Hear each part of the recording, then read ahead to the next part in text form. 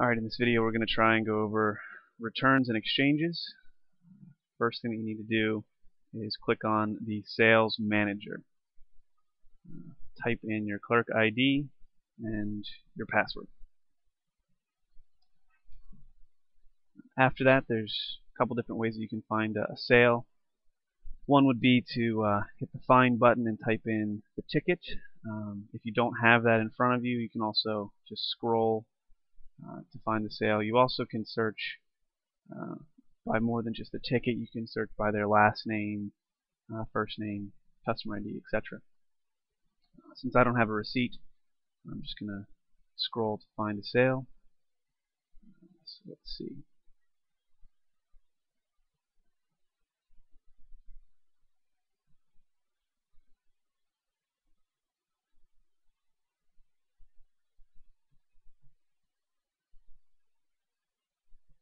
Okay, let's try and find one with a coupon.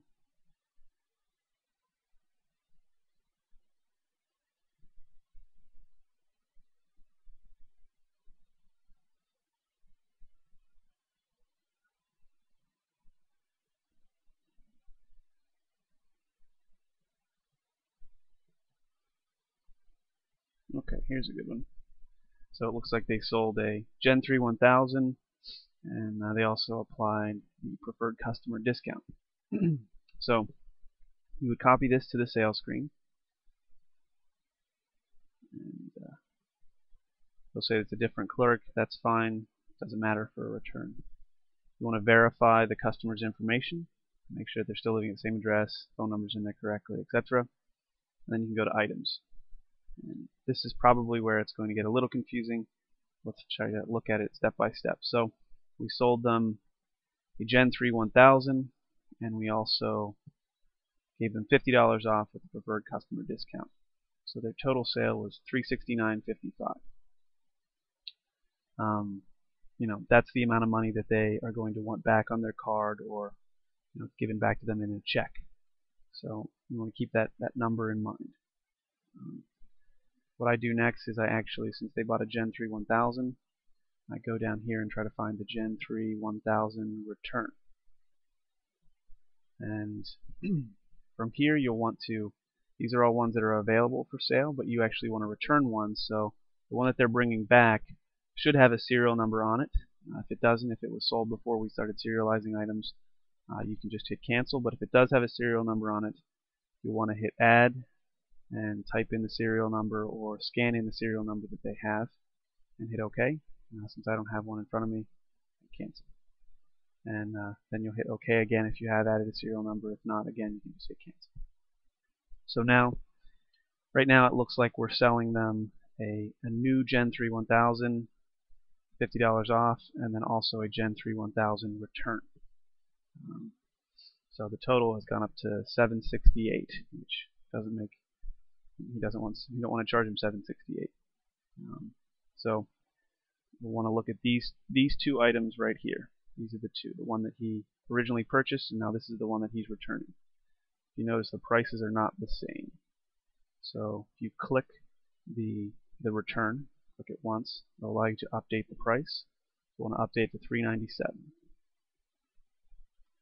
Update. So now these two prices are the same. And we still have this preferred customer discount.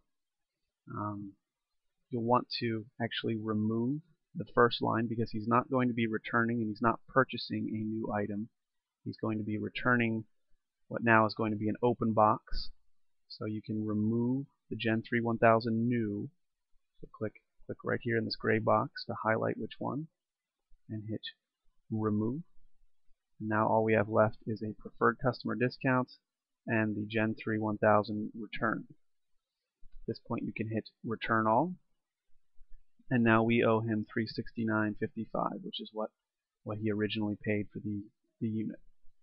This way the unit that he's bringing back will be put into inventory as an open box or a return, and whenever you go and sell it again, it'll have that price of $375. So from here you can actually go to payment and ring out the sale. If it's a credit card, you can put it back on that credit card. If it's cash or check, they'll have to wait to receive a check. So let's go over how to do an exchange. It's basically the same thing. Try not to mind the train here. Basically the same thing. It's going to be a little bit different in that you actually will be selling them an item. So again, go back to the sales manager here, and we'll copy the same item. In exchanges, so you'll copy it to the sales screen. In exchanges, coupons do not matter because coupons are a non-stock item, and you're just actually going to be trading them what would most likely either be a faulty unit or something like that for $0, one would guess. At the end of the day, the net gain would be $0. So we go to items. Again, we see here we sold them a Gen 3 1000 and this preferred customer discount.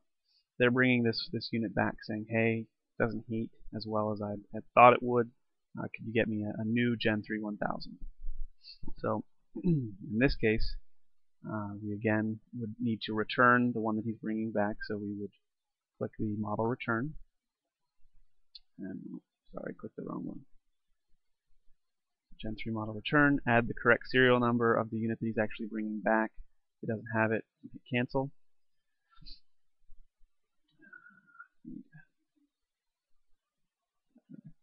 So again, we're back here at this screen where we see the new unit that we originally sold him and the return. We need to make this price match this price. So click here, $3.97, and then we can go ahead and remove the first item as before. We also can go ahead and actually, in an exchange situation, we actually can remove the coupon as well. So now it appears as though we're selling him a Gen 3 1000 return. You want to hit return that item, and then he's going to want to buy, or we're going to give him a new Gen 3 1000. So you need to wring that one out of stock. So you can bring the unit over to the counter, scan the barcode of the new unit, and scan the serial number. Since I don't have a barcode scanner here, I'm actually going to click the Gen 3 Model 1000 button, select the correct serial number, and hit OK. And as you can see, that rings up as $0. We're returning a unit to stock, it's in red, and we're selling the unit, which is in black. Then you can go to payment. You can hit exact change and post zero sale. That way it'll credit the returns with the unit that he's bringing back, and it will take a new one out of inventory. So that should about cover it for returns. The biggest thing to remember is that for every return you have, you actually need to sell, or you actually need to hit the return button for that associated item. So if they originally bought a Gen 3 1000 like this, you need to return a Gen 3 1000 return. If they bought a Sun Twin, then you need to return a Sun Twin return. It's a little confusing, but that way we can keep track of returns versus new inventory. And again, if you have any questions, just make sure that you either bring your manager in or call us here at Barberton. We'll be happy to walk you through anything to do with Retail Edge.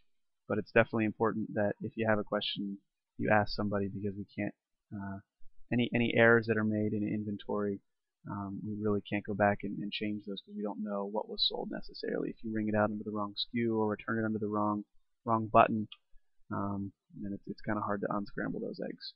So that does it for returns.